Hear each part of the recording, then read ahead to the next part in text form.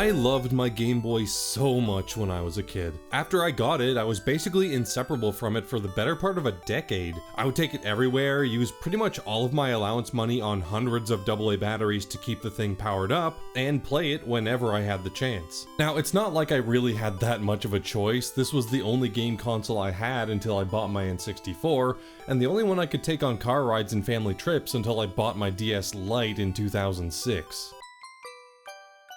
And while it really was my only option for portable gaming back then, I didn't have to use it.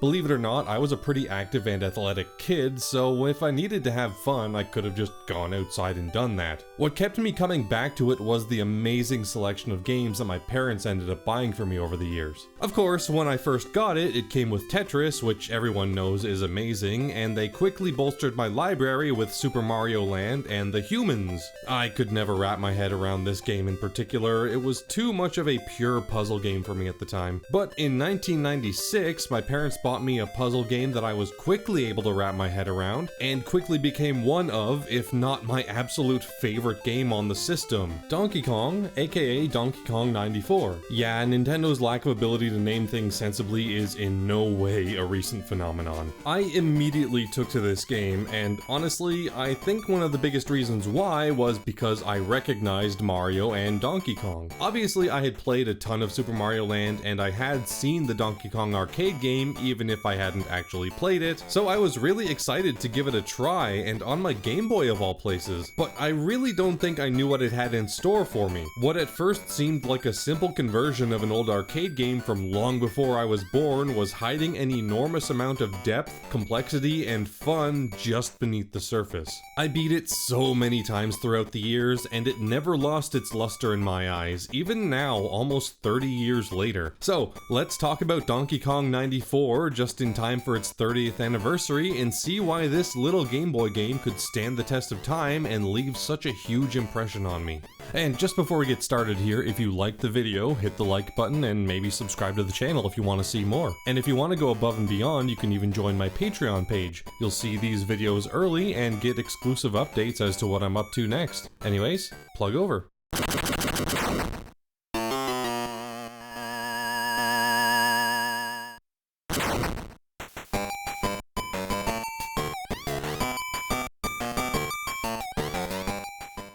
So, the game starts out as you'd expect. Donkey Kong has kidnapped Pauline, and it's up to Mario to get her back. Fun little fact, this is the game that introduced Pauline's more modern design, and it's actually also the first game to portray Donkey Kong wearing his tie. Donkey Kong Country came out about 6 months later. Anyways, with the setup out of the way, the game starts. This first section is pretty much exactly what you'd expect out of a Donkey Kong remake. We play through each of the 4 level archetypes from that first game. These are pretty great levels, obviously. There's a reason Donkey Kong is such a beloved arcade game to this day, and things play out pretty much exactly how you'd expect them to. Mario's movement is pretty similar to the original Donkey Kong, with running, jumping over barrels, climbing ladders, and grabbing hammers. You do have a bit more control over Mario's jump in this game than you did in the original, but aside from that, there's nothing too exciting. It's just a good recreation of the original Donkey Kong. I think one of the best things this intro does is recontextualize those first 4 levels. In the original game, those 4 were all that there was, and the whole game was about beating them over and over to get as high a score as possible. But here, those levels are instead used as a tutorial, the most basic the game ever gets, to teach the player how to control Mario and give them a taste as to how the game will play. 25 meters teaches the very basics, how to run, jump over enemies, climb ladders, and grab hammers. 50 meters introduces extending ladders and conveyor belts. 75 meters introduces moving platforms and obstacles, as well as death pits, because 75 meters is the worst. I'm not having flashbacks of the Smash Bros stage, what are you talking about? And while 100 meters doesn't actually teach much on its own, it is a good test of the player's abilities thus far. It was a really smart design decision to put these original DK levels here and use them as the tutorial. I don't really think that the idea of what the game is would be fully understood otherwise, because despite the name, this isn't just a remake of Donkey Kong, nor is it an extended extended version with more traditional DK levels or anything. This is a full reimagining of the concept, what Donkey Kong could be if it weren't made for 1981 arcades, while also pulling from later games in both the Mario and Donkey Kong franchises. And upon clearing 100 meters, the game finally reveals what that concept is. Upon clearing the level, it seems like the game's about to end, which is a little strange since we've only been playing for about 5 minutes, but considering that Nintendo has charged far more for less, I'm relatively satisfied. However, the game isn't actually done, and here's where the rug gets pulled from beneath us. Donkey Kong, who had been KO'd from his fall, wakes up, grabs Pauline again, and runs off into the city, which I assume would be called New Donk City nowadays. And what we see here is going to be how the rest of the game is set up. We see a small world map of sorts with a series of levels amongst them. DK has set up shop a few levels in, and Mario has to make his way to him to try to get Pauline back. And the first level does a great job of teaching us how we're going to be doing that. It's not just about getting to Donkey Kong anymore like the first set of stages. He's taken Pauline away and locked the door behind him. So now Mario needs to make his way through these levels, avoiding enemies and grabbing the key which will let him through the door. It's a really simple setup, but the game does a great job of making each of these levels and worlds that contain them unique. Obviously, World 1 here is the simplest, but that doesn't mean it won't have its own ideas and mechanics to explore. The first 3 levels already introduce something new, wire swinging, which can launch Mario to much higher platforms. But after the first DK boss stage, which just has Mario dodging debris while attempting to reach DK and Pauline, we are already taught something new, and the game does it in a really clever way.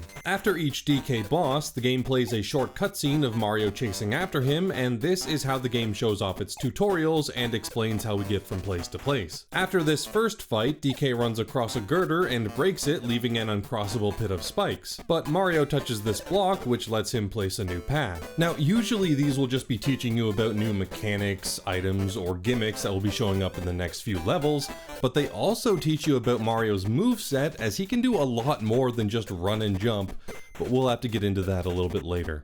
Now, as you chase DK from world to world, not only do the stages get more visually interesting, you'll be traveling through forests, to the Arctic, onto airplanes, and more, but they also end up being far more mechanically unique and challenging, since each new mechanic introduced builds off all of the others. For instance, early levels may need you to pull a switch or create a platform to reach a key, which will then give you an easy path to the door. But later on, you'll be pulling switches, dodging falling spikes, opening doors, creating ladders, defeating enemies just to get the key, and even occasionally using the key to defeat those enemies to get back. That sounds like it could be overwhelming, but the game structure does an amazing job of letting you get used to each tool and obstacle before mixing it in with anything that you aren't already used to. It never introduces too much too quickly, and the individual mechanics are all so well thought out that the game's difficulty curve is incredibly smooth. The individual levels themselves are also excellent and varied, almost always offering unique challenges in each stage that are super fun to move through and solve, which is really impressive considering there are technically over 100 levels here. They're especially fun if you want to collect the optional items, Pauline's umbrella, handbag, and hat. These levels are so well designed and allow for so much player expression, there's often a ton of different ways to solve any one puzzle, with very simple solutions if you're just trying to get to the key and door, but significantly harder and more satisfying solutions if you're trying to get those items. And it does an amazing job of balancing that all out by making you want to solve the levels as quickly as possible to get the maximum life bonus at the end of each section, but also encouraging you to get all of the items, since doing so will get you an end of level roulette, which will also give you more lives. Now, I know that lives are a pretty archaic system and don't really do much on their own, especially in a game like this that hands them out like candy. But, and I may be alone in this, but when I was a kid, I actually managed to make my own fun using these lives. My own personal speedrun category, if you will. What I would always try to do, and even did for this video, was to see how quickly I could reach 99 lives. I honestly think this is the most fun way to play the game, at least early on, since you get the thrill of trying to finish these stages as fast as possible, but aren't just shooting straight for the goal every time. You actually have to solve the levels and explore them properly for all of the collectibles as well. Just for reference, I managed to hit 99 lives at the end of World 4 in this most recent playthrough, so that should tell you how many lives lives you get, but it would probably have been a lot sooner if I didn't suck so much at the post-level roulette. I used to be so good at it too. Oh well. But I bet you're thinking that Mario's movement in Donkey Kong wasn't exactly well suited to acrobatics and speed, and you're absolutely right. In the original game, all Mario could do was run, jump, climb ladders, and grab hammers. This isn't what I'd call a very versatile moveset, so the developers here had to make a few tweaks and additions. Up to this point in the video, I've been using footage where I specifically avoid doing any of them, but that ends now. Remember that first stage, 25 meters, how slow and plodding it is? Well, this is it when using Mario's extended moveset.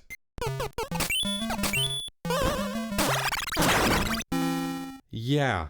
Mario in the 2D games has always had a pretty limited but capable moveset. Sure, it was expanded a bit in World with the spin jump and later in the new Super Mario Bros. Games with the wall jump, but historically Mario has been Mario and most of his movement tricks and abilities were gained from power-ups. They were never innate things he could do on his own. But here there really aren't any power-ups beyond the hammer, so to pull off the puzzle platforming goodness that the developers wanted, they did have to expand it quite a bit. Beyond Mario's regular jump, the first new ability I want to talk about is the triple jump. Yeah, you know the triple jump, the one that appeared in Super Mario 64? Well, this is actually the first Mario game to incorporate something like it, but it isn't quite the same thing. In this game, you'll first have to crouch and jump, which will put Mario into a handstand. This is already really useful on its own, since when doing a handstand, Mario can deflect certain obstacles that would pancake him otherwise, with the trade-off of not being able to move nearly as quickly. This is particularly useful during fights against Donkey Kong where he throws barrels at you, since you can stop them and make them usable against him. Anyways, after doing the handstand, if you press jump quickly, you'll get a jump that's higher than normal and can be chained into yet another higher third jump. These jumps are probably the best way to get around quickly, and they're designed in just the right way that lets you achieve some really cool stuff if you practice. For instance, this puzzle normally has you fall into the water and makes you avoid some fish to find your way to the key, and a special block that lets you create a platform for you to walk on back to the door.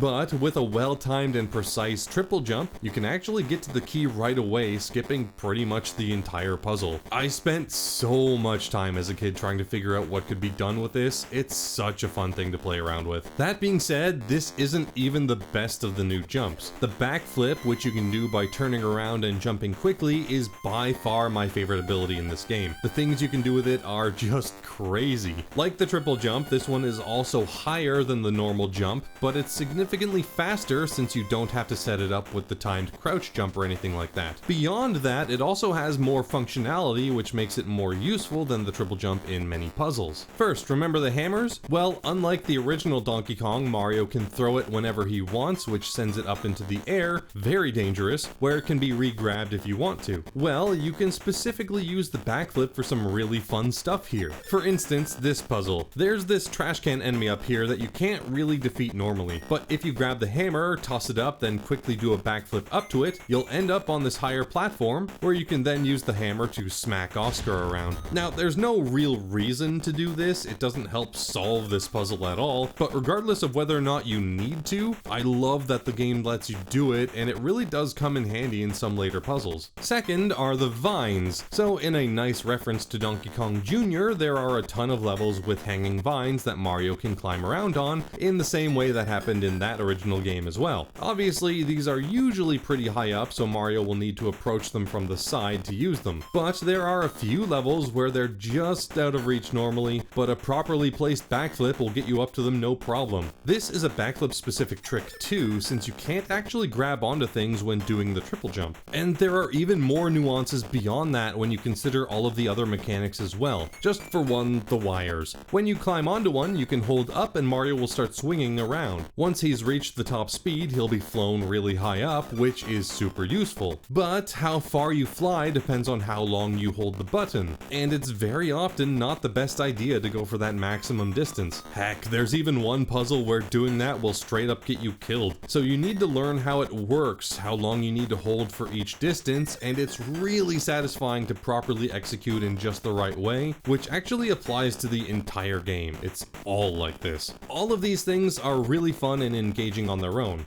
The puzzle designs, the mechanics, Mario's abilities, and are all incredibly impressive together, but what blows my mind even more is just how fluid and intuitive everything feels as a whole. This is a Game Boy remake of Donkey Kong that has more smooth and satisfying controls than many modern platformers. Everything is so responsive, Mario does everything I ask him to, and it just makes playing through these levels such a joy every time. Now, one of the reasons the game manages to be so responsive is thanks to the amazing sprite work, which does a lot of heavy lifting in properly expressing what you can do when and even when you're in trouble. For instance, when Mario is falling, he has 4 different falling sprites, which all give you different information. Regular jumps don't change anything, letting you know that you'll be able to keep moving exactly as you want when you land. Fall from slightly higher up, his sprite will change and Mario will tuck and roll when he lands. Higher than that and he'll splat on the ground, leaving him vulnerable to enemies for a while. And once you hit the final falling sprite, well, you're dead when you hit the ground. Speaking of which, the dev team also put a lot of work into the presentation as a whole here. Mario was given a bunch of death animations covering basically anything that could happen to him. He doesn't just look at you in shock and then fall off the screen, oh no. He gets burned, zapped, throttled by DK, and plenty more. Mario usually isn't treated this violently, but I guess since narratively this is kind of a sequel to Donkey Kong Jr., he sorta deserves it. When it comes to the environments, they do look decent enough. The levels all look good and stand out from one another. The backgrounds, while being detailed, never obfuscate anything that you need to be paying attention to on screen, even on the original Game Boy. Obviously, the game doesn't look like this normally. I'm using the Super Game Boy enhancements for this video. I feel like the game does a great job of portraying everything that happens on the Game Boy screen as well, considering the size of that screen. I don't know if this will be an unpopular opinion, but I feel like this is something that both Super Mario Land games failed at. The first game had Mario way too small, and while that was good for having about as much game on screen as Super Mario Bros., the character design didn't really come across that well. On the other hand, Super Mario Land 2 went way far in the other direction. Mario looks much more like his world iteration, but because he's so big, the game's field of view has to be tiny to make anything look natural. But Donkey Kong, being a sort of middle ground between the two, kind of nails it. Mario isn't as detailed as the Land 2 sprite, but he's still obviously recognizable as Mario, and he's just big enough that playing the game and moving through these levels never feels claustrophobic. Now, I wouldn't say that this game is overall one of the best looking on the system or anything, but it's clean, coherent, and charming, which is really all that I need. On the audio side of things, all I can really say is that it's fine. The music is catchy enough that I never got super bored of it, but on the other hand, I wouldn't really say there were many standout amazing tracks either. It certainly doesn't hold a candle to what other developers were doing with the Game Boy at the time, and especially what some would do later in the system's lifecycle. Alright, with all that out of the way, let's get to the end of the game and get Pauline back. So, after chasing DK around the world, we finally end up at his tower, which he apparently has. A tower that has a big DK head on top of it for some reason. Let's just ignore that and head into the levels. All of these stages in the final world are fights against DK, and the first 4 here also feature DK Jr., who has shown up a few times prior. These are all decent enough, with the standout being a direct callback to Donkey Kong Jr., where instead of unlocking DK's cage, you're instead building one for Jr. to live in forever. Off to the zoo with you. The final 4 stages are, again, fine. The boss fights aren't exactly my favorite stages here, since there's very little puzzle solving to do in them, but they end up being fun platforming challenges at the very least. Eventually, we reach the top and have one final fight against the big ape. And once you hit him the last time, he goes down once and for all, seemingly falling off the tower. I'm sure he's fine. But the game actually has one last rug pull for us. Instead of the credits, we're sent back to the map screen, and upon selecting the stage again, DK's tower grins and the true final boss begins. This is an absolutely vicious boss fight, one of the hardest you're likely to find in the Mario series as a whole. DK is now absolutely gigantic and is trying to crush Mario with his giant fists, shaking the very earth every time he slams them down. This can cause problems. When he shakes the ground, debris falls from the sky, which can obviously crush Mario. If he was allowed to be on the floor the entire time, that wouldn't be an issue at all, but the only safe place from DK is up on the higher platforms, and if you get shook by DK, you're gonna fall off and splat on the ground, giving just enough time for random debris to flatten you. And the fight is long too. He's got 3 phases, each requiring 3 hits with barrels. The optimal strategy is to stay on the top platform, jumping whenever DK attacks, and just hoping you don't get unlucky with debris. But again, considering Mario will die in one hit no matter what,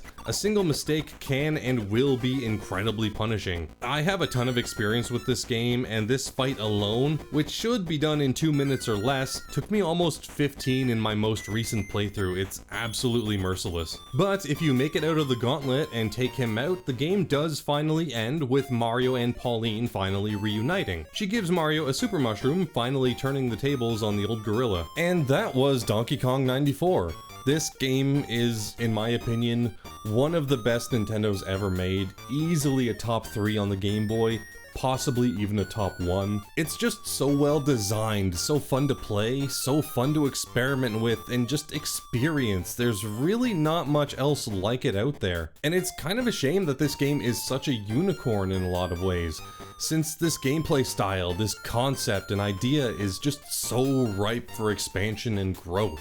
I know it did get sort of a sequel in Mario vs. Donkey Kong, but that series kinda went off the rails really quickly, leaving this and the first Mario vs. DK games as the only ones of their type, which sucks since it deserves so much more. I guess what I'm trying to say is, Donkey Kong 95, make it happen, Nintendo. At least make the original game available on the Nintendo Switch Online service. The last legal way to purchase this game was to do so on the 3DS Virtual Console, and since that was killed off last year, there's now no legal way for anyone to play this game without using an actual Game Boy, which is a pretty unreasonable task nowadays. Regardless, I adore this game, and I have for pretty much my entire life. There are few things that remain as fond to me for that long as this has. It really is amazing, a timeless classic that holds up just as well today as it did 30 years ago. Thank you all so much for watching.